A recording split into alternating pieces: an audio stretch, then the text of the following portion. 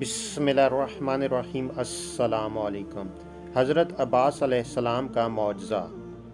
نمک صحرا کے ریت میں تبدیل ہو گیا۔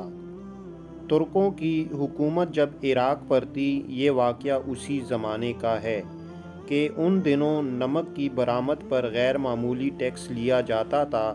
ایک غریب عرب نمک لے کر کسی دوسرے ملک سے عراق آیا۔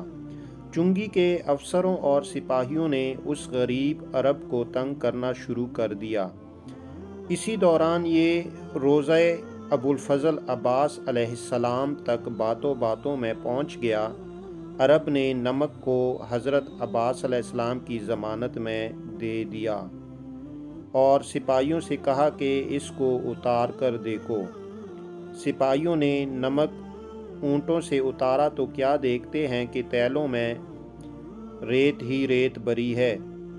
سپاہی یہ دیکھ کر بہت شرمندہ ہوئے اور اس غریب عرب کو چھوڑ دیا اور وہاں سے چلے گئے۔ سپاہیوں کے جاتے ہی نمک اصلی شکل میں آ گیا۔ اس واقعے کی شہر عراق میں کافی شہرت ہوئی۔